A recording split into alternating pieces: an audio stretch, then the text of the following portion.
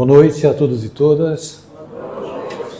Os desencarnados já responderam. Podem responder os encarnados. Boa noite a todos e todas. Boa noite. Muito bem. Preciso sentir essa vibração porque eu acabei de chegar de São Paulo. Não deu tempo nem de tomar banho. Ainda bem que não tem autógrafo para dar hoje. Ninguém vai se aproximar de mim. É uma alegria poder vir aqui ao GEP pela primeira vez. Eu nunca estive aqui nessa instituição. Estive em Fortaleza o ano passado participando do Congresso Espírita deste estado. Então me sinto muito feliz de poder participar do evento essa noite. Amanhã estaremos aonde? Na Água Fria. Oi? Água Fria. Na Água Fria. Onde é a Água Fria? Água Fria é um bairro do Shopping Guatemi. Perto do shopping, eu estou repassando para vocês, porque eu não conheço, né? Perto do Shopping Guatemi, na Água Fria, é o GEP também lá, é isso? São vários, são três. Amanhã a gente vai estar lá para quem quiser resgatar os débitos do passado, falando quase o dia todo, não é isso? De 9h45 às 17h. De 9h45 às 17h, se Jesus permitir que encarnado eu esteja para falar esse tempo todo. Mas a gente já começa hoje, e o assunto, né, embora eu esteja fazendo essa introdução festiva, afetuosa, é um assunto sempre muito difícil de lidar, porque como psicanalista, como pai, como avô, como alguém que escreve para crianças e para jovens, eu venho me deparando com o germen dos maiores problemas que nós enfrentamos hoje na nossa sociedade, que são os problemas nascidos nas relações familiares. Eu tenho um programa na TV Mundo Maior e na Rádio Boa Nova que se chama Tudo Começa em Casa, porque efetivamente tudo começa em casa. Então eu poderia ficar contando muitos casos aqui, experiências que eu já passei pelo Brasil e também com os meus pacientes. Eu gostaria de citar um especificamente que se passou comigo na cidade do Rio de Janeiro, eu não vou dizer qual foi a instituição, onde me pediram para falar sobre família e relacionamentos com os adolescentes. E eu falei por cerca de 1h20, mais ou menos. Depois nós abrimos para perguntas e eu fiquei ali respondendo uma série de questionamentos. E a moça que fazia a triagem das perguntas ficou com uma última e disse assim: chegou a última, Deilson, vou ler para você. Mas ela se demorava a ler, olhava para o papel, olhava para mim. Parecia que ela estava também impactada por aquilo que estava escrito no papel. Então, depois de superar aquele impacto inicial, ela fez a seguinte colocação, leu o que estava escrito no papel. Eu sou a pior pessoa da minha casa, da minha família. Se eu não existisse, certamente a minha família seria mais feliz. Eu não sabia se aquela fala, porque aquilo não era uma pergunta, aquela leitura trazia para mim a representação de que alguém estava pedindo socorro. Não era uma pergunta, era um pedido de socorro.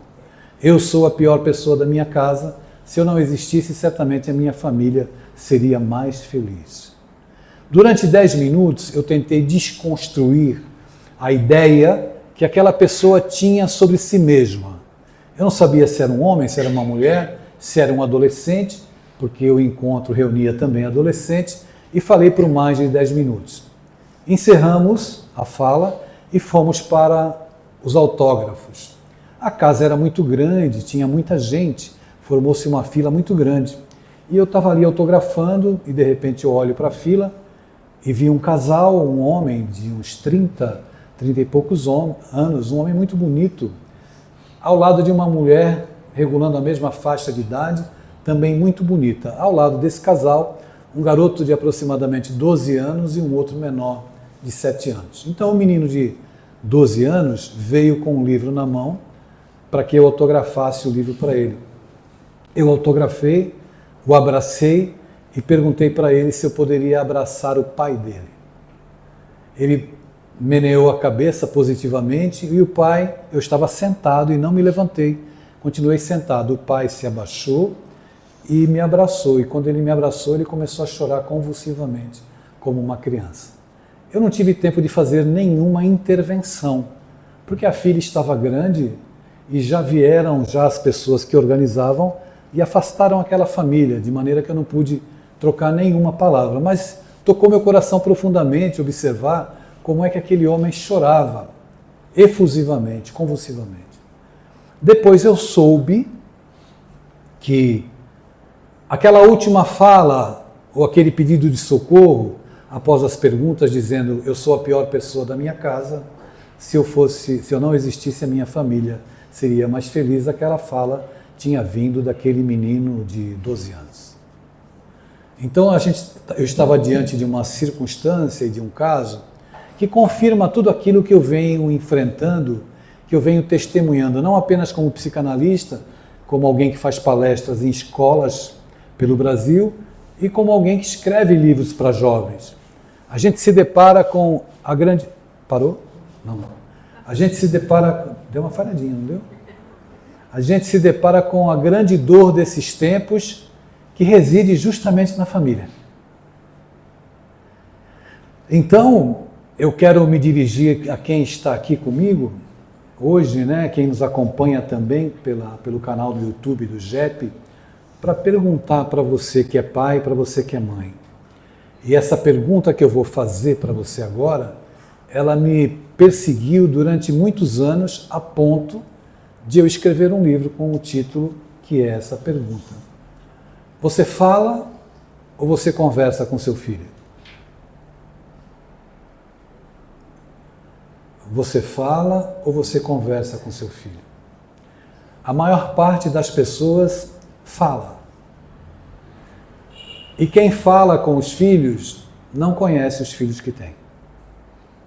Falar é uma coisa e conversar é outra, absolutamente diferente.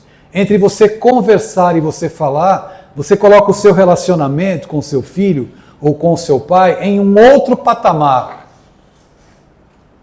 Quando você conversa, você dá ao outro a possibilidade de se sentir pertencente à relação.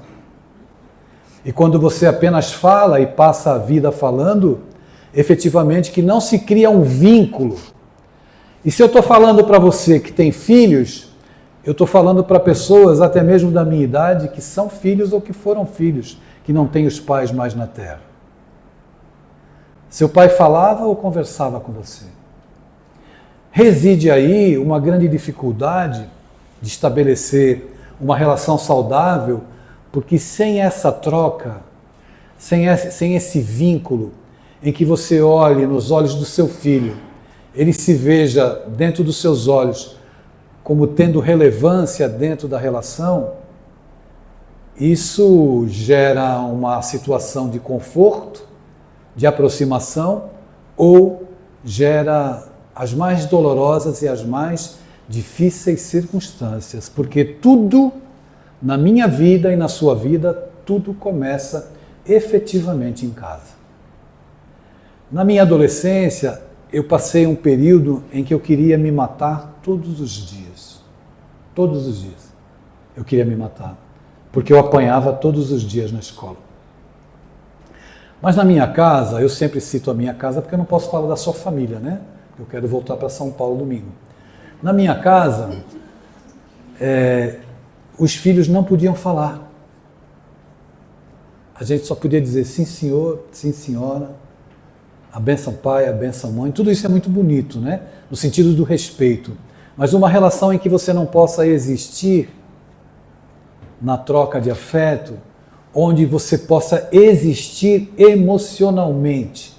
Você já existiu emocionalmente na sua relação com seus pais? Você podia falar tudo o que ia no seu coração?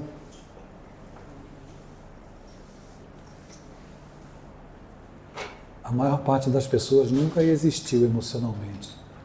E não é uma questão aqui da gente vir trazer um assunto ou uma fala que seja condenatória dos pais. Amanhã, durante o dia, no nosso encontro, a gente vai abordar muitos assuntos, mediunidade, sexualidade, são tantos os temas palpitantes que geram conflitos, ideação suicida, que realmente temas muito complexos e você não consegue esgotar em 40 ou 50 minutos de fala. Mas quando eu faço essa pergunta, e olha, eu venho falando esse assunto incansavelmente, porque as pessoas só me pedem para falar sobre isso ultimamente. Quando eu faço essa colocação, você teve uma relação em que você existia emocionalmente com seus pais? A maior parte das pessoas demonstra um semblante entristecido. Por que será? Será que os nossos pais, eles eram ruins? Ou eles, dentro da perspectiva deles, tinham um entendimento de que a educação passa apenas pela ordem que eu te dou e por aquilo que você deve cumprir? Eu posso sair daqui? É um alívio, viu, minha filha? Eu estava aqui angustiado.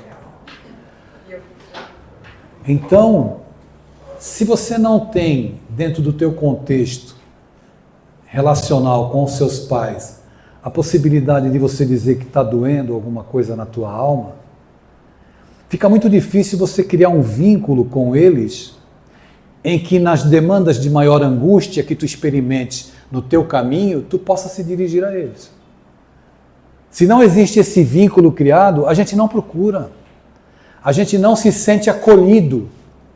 Recentemente eu fui procurado por uma família que me pediu para atender um adolescente, em que ele saiu de casa, passando por dores emocionais das mais difíceis, com a alegação de que ia estudar em uma outra cidade, começou a beber, começou a faltar e começou a revelar para os colegas próximos que estava vivendo um conflito na área da sexualidade. E aí os pais me procuraram desesperados, porque eles não sabiam o que fazer. Então eu perguntei na conversa, na entrevista que eu tive com eles, eu perguntei para eles se eles eram preconceituosos. E quando eu perguntei se eles eram preconceituosos, eles começaram a chorar, os dois. E disseram assim, nós somos preconceituosos. Nós sentamos do lado do nosso filho, muitas vezes, para assistir uma série... Está quase desmanchando meu cabelo esse vento aqui. Mas é o frio mesmo, está 16 graus, né? Nordestino gosta de frio, né? Eu que sou paulista não gosto tanto assim, não. Gente do céu. Pessoal, o assunto está chato? Não, se vocês quiserem, a gente muda de assunto, não tem problema. Obrigado. Senhor amado. Eu moro em Serra Negra. Serra Negra é uma cidade que fica nas montanhas, em São Paulo. É uma cidade de clima muito frio, não é? Mas esse frio não faz lá não. Então, eu perguntei para eles se eles eram preconceituosos. Eu estou falando de maneira muito informal, muito leve, mas o assunto é muito grave. Ok? Grave e delicado. E eles disseram que eram preconceituosos.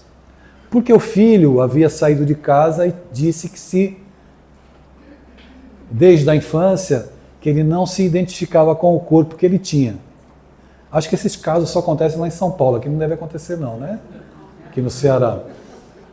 Eu não me identifico com o corpo, mas ele não podia falar, porque ele tinha medo de ser expulso de casa. Ele não podia falar porque não tinha ninguém que o ouvisse. E muitas vezes os nossos filhos estão sentados no sofá conosco e não se sentem confortáveis para falar com a gente a angústia que se passa na alma deles. E eu não estou falando de questão de sexualidade apenas. Eu estou falando da necessidade que nós temos. Eu tinha, mas eu não pude existir na relação com os meus pais para dizer, eu quero me matar porque eu apanho na escola todos os dias. Porque na minha casa não me era dado o direito de falar do que eu sentia no meu coração. Então eu tenho nos meus estudos percebido, principalmente no meio espírita, que a gente se debruça, se dedica muito a ir para a reunião mediúnica e falar 20 minutos com o desencarnado e não consegue falar 10 minutos com o filho dentro de casa. Então existem algumas coisas que a gente precisa conversar, porque a gente entra numa casa como essa, a gente percebe que a casa é uma casa que desenvolve um trabalho bonito, um trabalho muito sério, mas aí as pessoas me perguntam pelo Brasil afora, onde eu vou falar. Adeilson, por que os jovens não ficam na casa espírita? Então, os jovens não ficam na casa espírita porque não se trata de assuntos inerentes aos interesses deles. Então eu conversava com a minha amiga Zobaida que foi me buscar lá no aeroporto, e eu disse para ela, a gente precisa trabalhar temas que entrem no coração e que vai na angústia do adolescente. Porque às vezes acontece um suicídio dentro de casa e ninguém consegue identificar por que aconteceu isso. Mas ele tinha tudo, ele tinha iPad, tinha iPod, tinha iPhone, só não tinha nem iPad nem iMãe. Mas tinha tudo. Então a gente precisa começar aqui, eu vou fazer uma provocação, estou fazendo uma provocação, quem sabe amanhã a gente continue, quem se interessar pelo assunto, a gente amanhã vai desdobrar em muitas coisas tudo isso que a gente está falando aqui. Nós precisamos começar a ressignificar o que é a educação. O que é educação? Eu estou aqui em Fortaleza, lá em São Paulo eu acompanho às vezes pela televisão a notícia de que as escolas aqui, os alunos aqui são de excelência. Não é isso? Então, os cearenses fiquem orgulhosos. Essas notícias chegam lá em São Paulo. Lá em São Paulo nós temos a USP, temos a Unicamp, temos universidades maravilhosas. A USP é a melhor universidade da América Latina, né? Mas o que é educação? Primeira coisa, a gente não está educando corpos. A gente está educando espíritos imortais. É isso, pessoal? Se vocês responderem logo, vai acabar logo, ok? Nós não estamos educando corpos, estamos educando espíritos imortais. Diante dessa perspectiva, se são espíritos imortais, então, por mais que eu tenha condições, né? No Brasil, de uma maneira geral, quando você fala em uma boa educação a escola paga. Aqui também, certamente, em alguns aspectos, deve ser. Quem tem dinheiro, coloca o seu filho na melhor escola. Não é assim, Zobani? É. Muito bem. Você pode colocar o seu filho na melhor escola de Fortaleza hoje, no Ceará. O seu filho pode estudar na Universidade Federal do Ceará, na USP, na Unicamp, na PUC de Campinas, que é muito famosa também. Seu filho pode estudar em Stanford, nos Estados Unidos. Seu filho pode estudar em Oxford, em Cambridge. Seu filho pode estudar em Harvard, a melhor universidade do mundo. Que mesmo assim, ele é um candidato ao suicídio, se ele não tiver valores éticos morais no coração. Porque a educação acadêmica, ela pode formar para o mundo, mas ter uma formação que auxilie a lidar com as angústias da vida aqui na Terra, só a família pode dar. E a família hoje, ela está adoecida. Pergunta 775 de O Livro dos Espíritos. Quais seriam para a sociedade as consequências do relaxamento dos laços familiares? Os benfeitores respondem: uma recrudescência do egoísmo, um aumento do egoísmo. Quando eu falo de família, eu quero fazer um parênteses para dizer que família para mim é qualquer tipo de família, ok? Qualquer tipo de família, onde existe amor, respeito, é uma família. A gente tem que ter em mente que a escola, ela traz a formação do intelecto, acadêmica.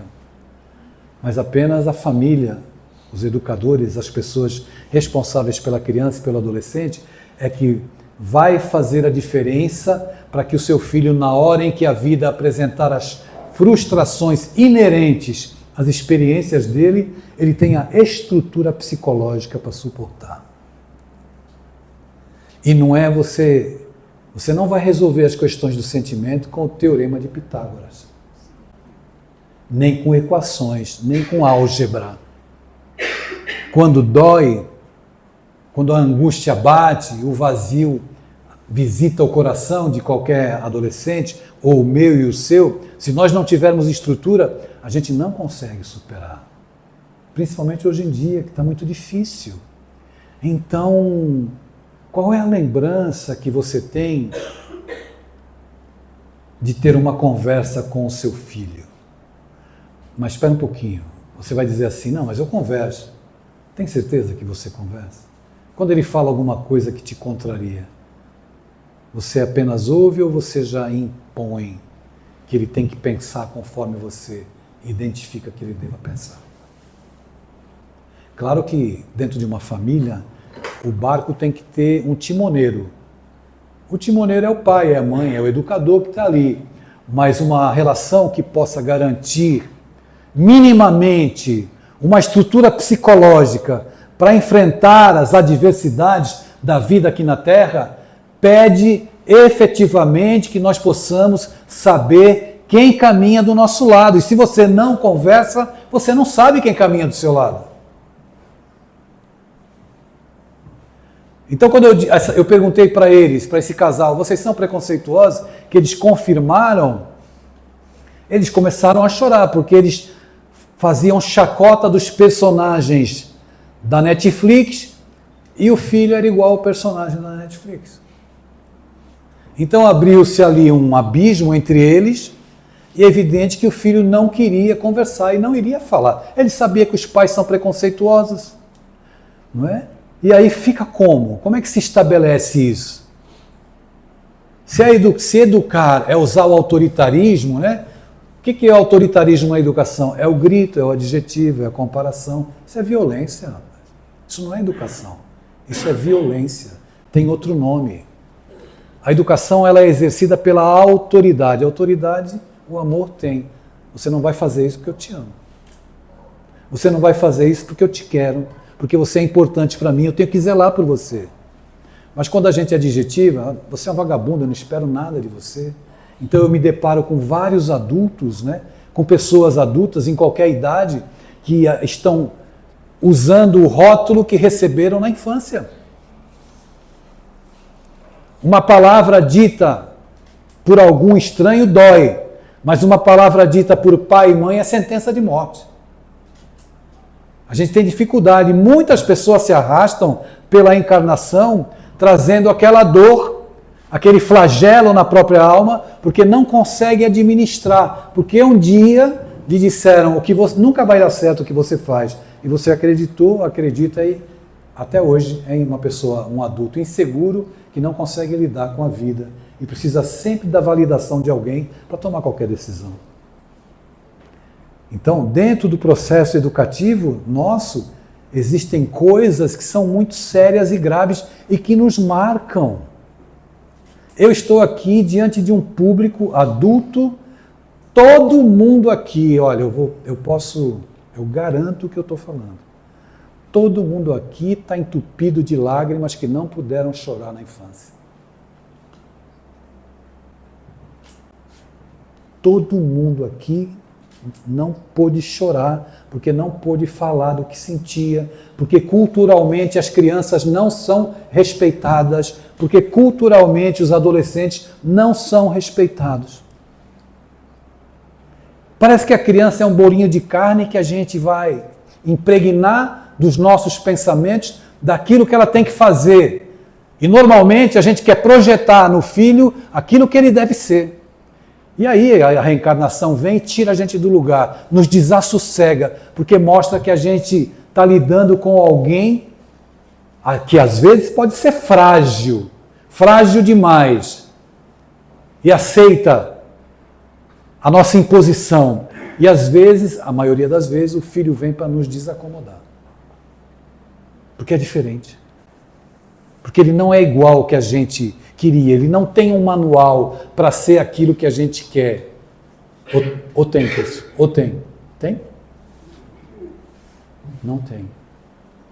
Então hoje, em que a gente está aqui para essas reflexões breves, eu gostaria de fazer uma pergunta para você. Se você quiser. Não é para responder para mim, não. É para você refletir e pensar com você. Você sabe quem é o seu pai?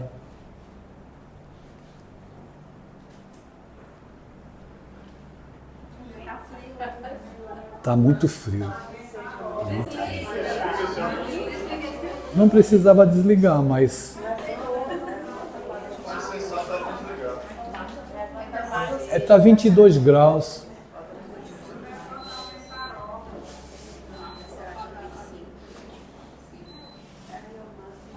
A gente podia fazer assim, eu vou para o fundo, vocês vêm para cá.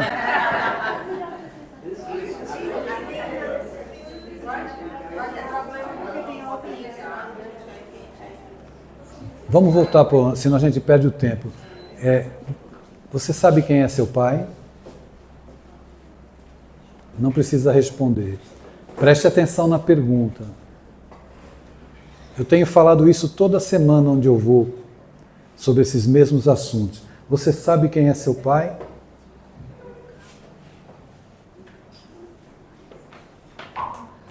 Não me diga assim que o seu pai é médico, que o seu pai é sapateiro, é engenheiro, que eu vou dizer para você que o seu pai não é nem médico, nem sapateiro e nem engenheiro. Alguma vez você já olhou para o seu pai fora das lentes que o mundo te deu para você olhar para ele?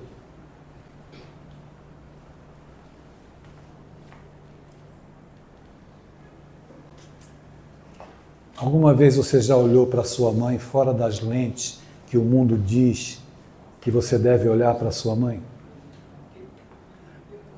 Preste atenção nessa pergunta, porque é uma pergunta catártica, né?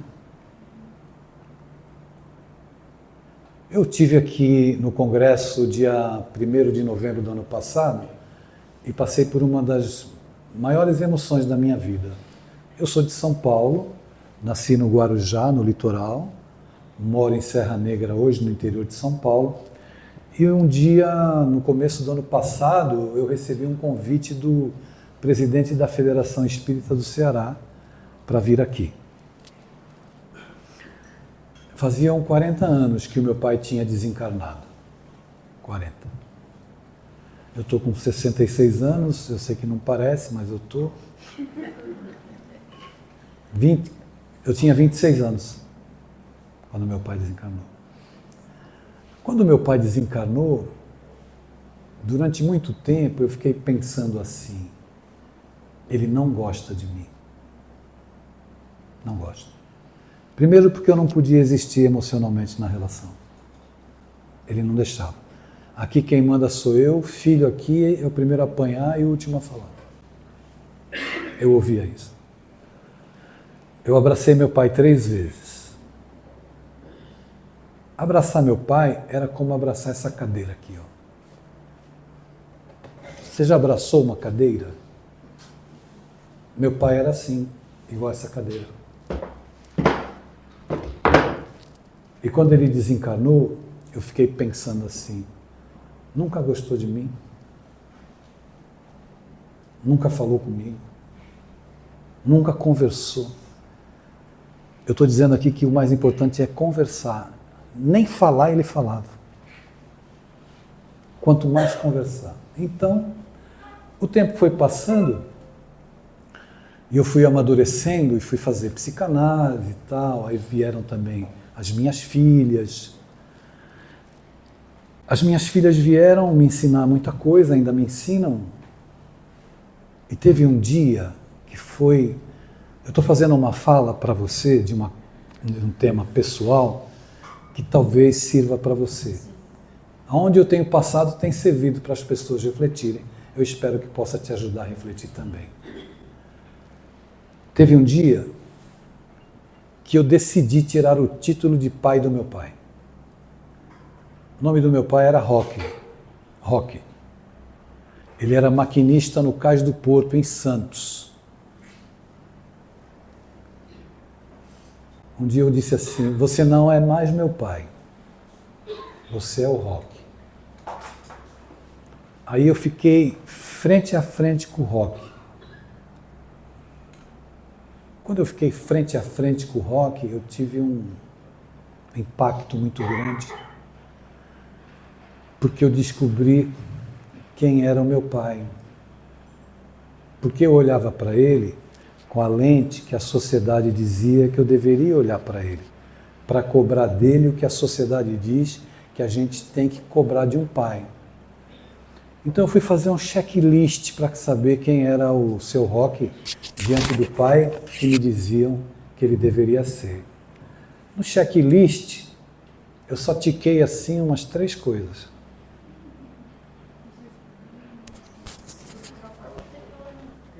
Foi só... O microfone não caiu, foi só a espuminha. E aí eu fui olhar para o ser humano, e quando eu olhei para o ser humano, o meu coração se encheu de compaixão.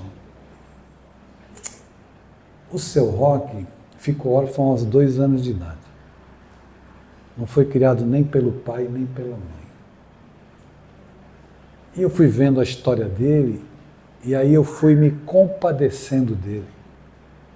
Porque o meu coração foi transbordando de compaixão por ele. Eu só consegui conhecer meu pai depois que eu olhei o humano atrás do pai. Nós queremos amar as pessoas pela projeção que nós fazemos dela. Nós não amamos o humano que as pessoas são.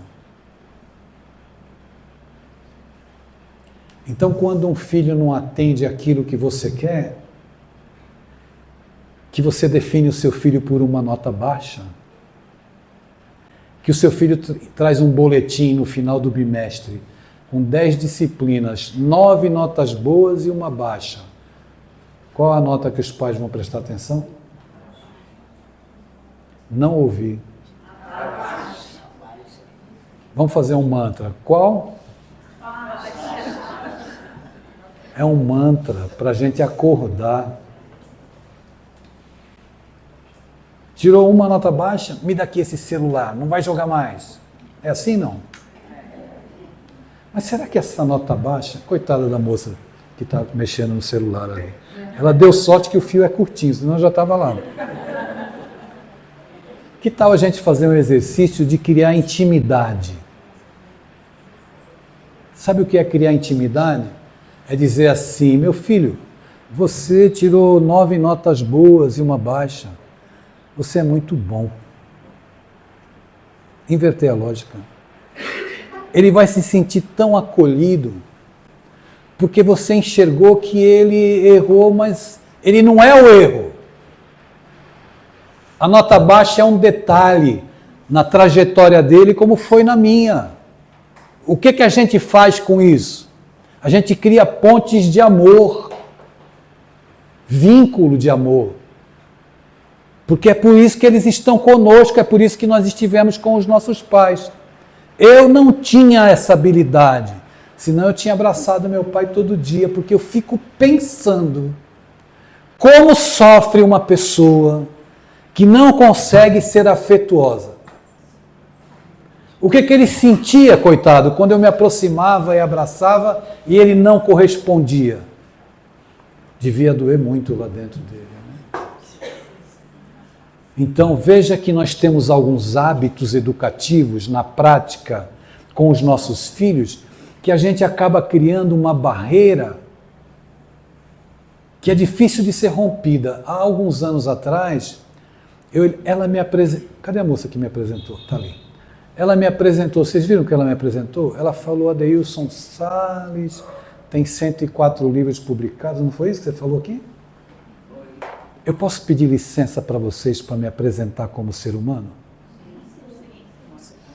Eu sou um homem de 66 anos, já disse que não parece, isso me cansa tanto.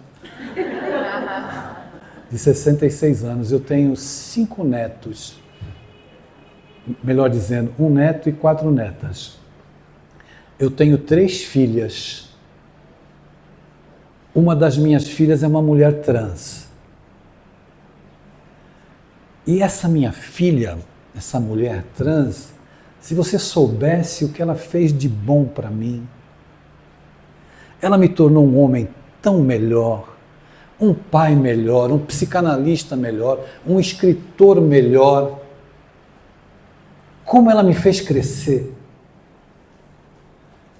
Então, quando meu filho me disse que era filha, eu disse para ele, mas o que vai mudar no nosso amor? Eu te amo tanto. Onde você não for bem-vindo, eu também não sou bem-vindo. Onde você não for aceito, eu também não sou aceito. Então, essa minha história, eu não posso esconder, porque eu tenho orgulho da filha que eu tenho. Compreende? O meu filho tinha caráter, a minha filha ia ter também. O meu filho era inteligente, estudava na USP, nas grandes universidades públicas, a minha filha também ia ter caráter, ia ser uma boa pessoa. E quando ele me contou que estava fazendo tratamento psiquiátrico há 3 anos, tomando remédios, eu tive que pedir perdão. Me perdoa, eu fico viajando o Brasil inteiro, pedindo para os pais prestarem atenção nos filhos, parece que eu não prestei atenção em você. Me perdoa. E aí, aquela noite eu não consegui dormir. Mas não era porque eu tinha uma filha trans. É porque eu tinha medo do que o mundo podia fazer com a minha filha. Sabe? E quando eu olho os pais que querem encaixar um filho ou um espírito imortal dentro daquilo que o mundo está exigindo, às vezes isso é de uma violência tão absurda.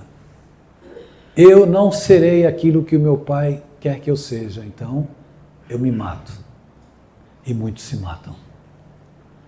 Porque a gente não consegue sondar o que se passa dentro da cabeça deles. Entende o que eu digo? Tem um ditado popular que diz assim: coração dos outros é terra que ninguém pisa. E é efetivamente terra que ninguém pisa. Porque não dá para sondar, porque não é cartesiana a educação. O espírito não é cartesiano nos seus sentimentos. Não é 2 mais 2 são 4. É um universo, na maioria das vezes, desconhecido, em que a gente precisa sondar. E a gente só vai sondar e conhecer, graças a Deus que a humanidade, a gente está passando por processos na psicologia, na psicanálise, em que a gente começa a aprender a ouvir mais, a prestar mais atenção. Eu iniciei minha fala deixando claro que nós nos preocupamos muito com a formação acadêmica dos nossos filhos. Mas a formação acadêmica não vai dar estrutura psicológica para eles quando eles se depararem com as dores que o mundo vai trazer, porque a dor ela é igual fatura de cartão de crédito, ela não erra a porta. Não erra o CEP. Já viu fatura de cartão de crédito por lugar errado? Não vai. E se você mudar de CEP, ela te acha. Não é assim?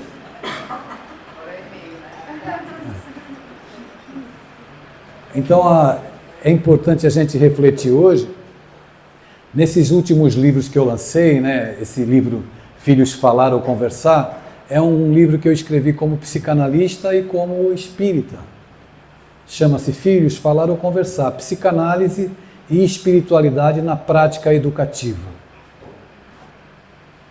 E é esse o grande flagelo dos dias atuais, em que os corações estão tão longe uns dos outros, onde as pessoas estão tão longe, porque parece que quando a gente se depara com alguma circunstância que não se enquadra no manual que a gente acha que a vida tem, a gente ou dá as costas, ou despreza, ou não aceita que nós somos criaturas limitadas e falhas, e que a educação, em se tratando de reencarnação, não é um caminho unidirecional. A reencarnação é uma via de... Fica à vontade. Obrigado. A reencarnação é uma via de 2 mãos. Você educa, mas você tem que prestar atenção, porque você será educado pelos seus filhos também. Nós temos ainda alguns minutos. Amanhã a gente... Oi? Essa última frase que falou. Eu falei que a educação... Um abraço, querido. Obrigado, viu? Que a educação, ela não é uma via unidirecional em que você só passa a educação. Pela lente da reencarnação, a gente educa e é educado pelos nossos filhos. Né? A gente tem alguns minutos, isso não estava no script, mas alguém quer fazer alguma colocação? Alguma pergunta? E as obsessões espirituais? Elas atuam em cima disso? Atuam também, mas a gente não pode esquecer que onde tem problema espiritual, tem problema emocional. E onde tem problema emocional, tem problema espiritual. Nós somos espíritos encarnados, transitamos na faixa das relações, e essas relações têm consequências emocionais, e sofremos influências espirituais também. Imagine você, eu vou falar com os adolescentes domingo, um adolescente que é médium. Porque o movimento espírita está anos-luz devendo para os jovens. Está devendo muito para os jovens. Porque a gente precisa falar sobre a mediunidade na adolescência. Os adolescentes que estão sendo identificados com crise de ansiedade em escolas, quando na verdade são manifestações mediúnicas. Né? Então você tem um filho que é médium, extensivo, se você conversar com ele, discutir com ele, você pode estar discutindo com um espírito obsessor. Porque ele é médium. Ou o pai é médium e vice-versa, o filho está discutindo com o espírito obsessor. Um garoto ou uma garota que passe por conflitos emocionais muito graves e é médium, esses conflitos são potencializados por causa da mediunidade. Agora, ser iludido e ser infantil a ponto de acreditar que tudo é problema espiritual, não cabe mais, né? Pois não. Seu nome? Márcia. Fala, Márcia, prazer. Nessa sua fala, né, da questão de conversar com os filhos, em alguns momentos, às vezes por parte deles e às vezes por parte dos pais. Entre nós tem o celular, tem a rede social. Como é que a gente cria intimidade tendo esse obsessor virtual? Entre nós, os filhos, têm o celular. Quem deu o celular? Quem paga a fatura da Claro, da Vivo? Eu fiz um seminário em... Obrigado, viu? Eu fiz um seminário em Olinda e no intervalo, na hora do café, um amigo meu, médico, uma pessoa muito esclarecida, me procurou e disse assim: Adeilson, a minha filha tem 15 anos. Quando ela está no celular, no WhatsApp que eu me aproximo, ela fecha o celular. Quando ela está no notebook que eu me aproximo, ela fecha o notebook. E ela vira para mim e diz assim: ô pai, tu não me dá privacidade? O que eu faço, Adeilson? Eu perguntei para ele quem é que paga a privacidade dela. O que ocorre, mãe, Márcia, né? Márcia, o que ocorre é que a gente precisa estabelecer limites com os nossos filhos. Eles não são donos da vida, eles não podem fazer o que eles querem, tem que ter limites, né? Quando eu falo de conversar com os filhos, eu falo de conversar, mas conversar com autoridade. E não nós nos tornarmos permissivos. Então, eu já vi casos da mãe tirar o celular e o filho querer bater na mãe. Mas essa história foi construída como? Foi de uma hora para outra? Ou é uma história que vem reverberando desde a infância? Às vezes pela ausência dos pais, por uma série de circunstâncias que permitiram com que o adolescente ficasse daquela forma, entendendo que ele pode gerir a relação como autoridade. Eles são filhos, eles não precisam que os pais sejam amigos. Eles precisam de pais, pais presentes, pais que tenham autoridade. Mas é evidente que se o pai grita, adjetiva, não é autoridade, né? É uma fala que vai dividir, que vai afastar. Entende? Então eu entendo a sua fala, porque é de muitos pais. Às vezes os pais têm que trabalhar, enfim, uma série de circunstâncias aqui. Não dá para padronizar as relações humanas por uma relação que você conhece. Mas a autoridade, ela deve existir sempre. E a gente tem que pôr limites, né?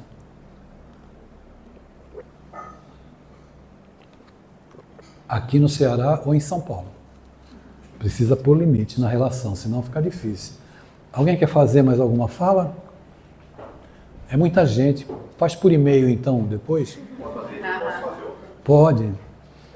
Sobre esse seu livro Game Over, você quis não levar comigo, essa questão das obsessões nas mídias sociais, elas existem mesmo? Existem, amigo. Todo o processo... Vamos tirar a mídia social de lado. Vamos esquecer. Onde é que começam as influências? Pela semelhança de sentimento e de pensamento. Então, onde é que os espíritos nos influenciam? Diz lá na pergunta 459 de O Livro dos Espíritos. Os espíritos influenciam a nossa vida? De ordinário são eles que vos dirigem. Essa é a resposta. Eu estou falando com as minhas palavras, mas a resposta que está lá no livro dos Espíritos é essa. Então, eles nos dirigem e nos influenciam, mas não é a partir dos 21 anos, não. Eles nos influenciam sempre, em qualquer idade. E é evidente que à medida que a gente abre campo no nosso psiquismo, mais eles têm ascendência sobre nós. Então, um adolescente que está alienado do mundo. Você já viu um adolescente jogando? Você chama ele 333 vezes e ele não ouve. Não é assim? Aí você vai lá e bate no ombro dele para ele te ouvir. Ele está com os sentidos dele obliterados, os sentidos externos, porque ele está como se estivesse passando por um processo de hipnose, ou aquilo que André Luiz chama nos seus livros de monoideísmo. A ideia fixa naquilo.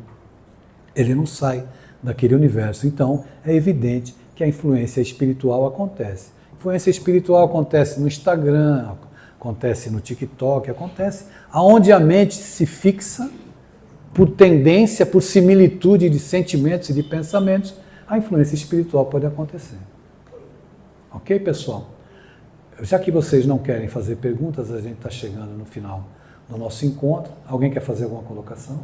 Pais castradores, enérgicos, que gritam, terá consequências numa jovem adulta? Olha, toda violência, ela traz alguma consequência, mexe com a gente. Vamos fazer uma experiência prática aqui. Posso fazer? Então eu preciso de 2 voluntárias. Quem vem aqui na frente para ficar do meu lado aqui? Não é para falar nada não, é só para ficar do meu lado aqui parado. Venha. Uma aqui, mais uma aqui, do lado esquerdo. Eu não vou falar do lado esquerdo, do lado direito, que também não pega bem hoje em dia, né? Falar isso. Alguém desse lado aqui, que eu esqueci se é direita ou esquerda. E alguém aqui. Vem aqui do meu lado. Nós precisamos ainda render homenagens a um homem genial, chamado Sigmund Freud. Freud é uma mente assim, que ultrapassa entendimento. Mas ele fez abriu um grande caminho para a gente compreender um pouco da mente humana. Então ele criou 2 tópicas, ele criou 2 teorias. Em 1900 ele criou a primeira. A primeira teoria dele era do consciente, pré-consciente, consciente e inconsciente. Uma teoria, se você for fazer uma ressonância magnética para encontrar o pré-consciente, o consciente e o inconsciente, você não vai achar na tua caixa craniana, porque é uma teoria. Tá chato, pessoal? Não. Vamos continuar? Beleza, 1900. Em 1925, e por isso que eu convidei as minhas amigas aqui para ficar do meu lado, ele criou uma outra teoria. Que essas teorias dele norteiam os tratamentos, a formação dos psicólogos. O pessoal da área da saúde tem que estudar isso, para poder atender as pessoas, para compreender. Aí em 1925, aquele careca fumador de charuto vem com outra teoria. Ele diz assim, tem o id, tem o ego e tem o superego. Tem um espírito se manifestando ali na porta. Aquilo é o quê, hein? Aquilo é o quê? 5 minutos, 5 minutos.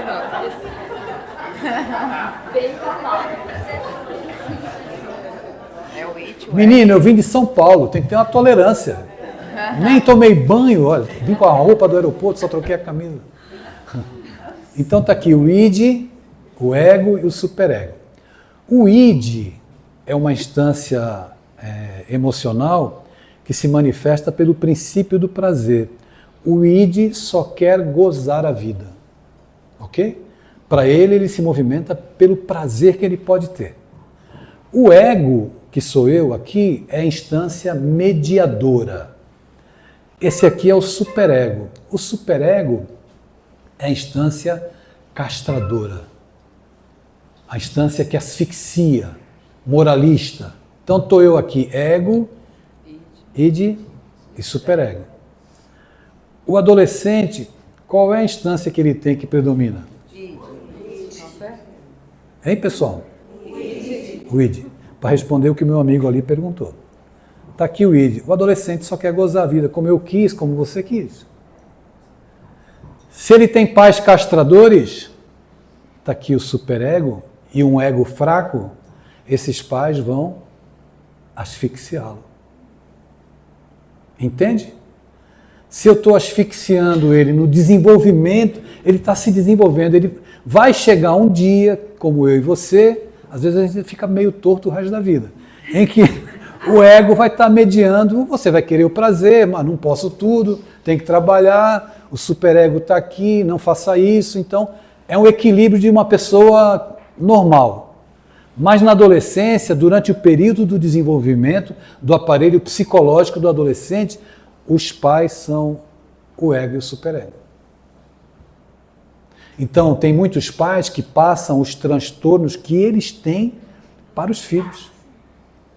Sabe aquele aluno, né? Eu faço palestras nas escolas, eu tenho um livro chamado Construtores de Asas, onde eu faço palestras nas semanas pedagógicas pelo Brasil e nas prefeituras. Não é uma palestra espírita e não é um livro espírita. Em que aquele aluno que irrita o professor, tem um aluno, aquele, o demônio, o Mefistófeles, aquele aluno, que a gente, você vai olhar para o aluno, aquele aluno é o que deflagra o conflito do professor. Aí o professor não suporta ele. Entende o que eu estou dizendo? Então é possível que o seu filho lhe provoque como gatilho, é possível que a sua mulher, o seu marido, alguém sempre nos desacomoda. Mas a gente tem que entender que nós podemos construir a partir da boa vontade um tempo novo. Eu faço muita palestra por aí e os pais vêm me perguntar, você tinha que ter falado isso há 20 anos atrás. E eu digo, há 20 anos eu estava fazendo bobagem para te contar hoje. Criando repertório. Criando uma narrativa. Então, eu não sei se eu criei confusão para vocês, né? Obrigado, viu? Obrigado. Se eu pude ajudar em alguma coisa. Muita gente, vocês sabem que o meio religioso, por metro quadrado, é onde tem mais gente preconceituosa. Né? As pessoas dizem que são cristãs. Ela é misógino, é racista, é homofóbico, depois vai orar para Jesus. Ou seja, tem um Jesus tão cheio de traumas quanto ele. Porque o Jesus, nosso irmão, ele não classificava as pessoas pela cor da pele. Também não classificava as pessoas pela genitália. E também não se relacionava pela orientação sexual que as pessoas tinham. Ele simplesmente amava e aceitava. Eu quero me despedir de vocês, amanhã a gente vai estar lá onde mesmo? Na Água Fria, né? Estaremos na Água Fria amanhã, 9h45, né? Queria dizer para vocês o seguinte, eu fui fazer palestra em João Pessoa e naquela noite me pediram para falar sobre a minha filha. Eu não falei aqui, não contei a história, mas lá naquela noite me pediram para contar. Eu contei a história, depois eu fui para os autógrafos. Então, quando eu estava autografando, veio uma mulher na minha direção, ela se aproximou de mim, vou perto dela aqui porque o fio não dá para ele. Me agarrou pelos braços e me sacudiu. Zobaida, ela me disse assim, você tem que falar sobre a sua filha todas as vezes que você fizer palestra. Nunca deixe de falar sobre a sua filha. Porque o meu marido veio assistir sua palestra e ontem ele mandou meu filho embora de casa.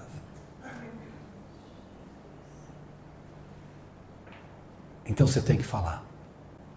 E eu percebo que quando eu falo, tem muita gente que que se incomoda, mas eu vou continuar falando.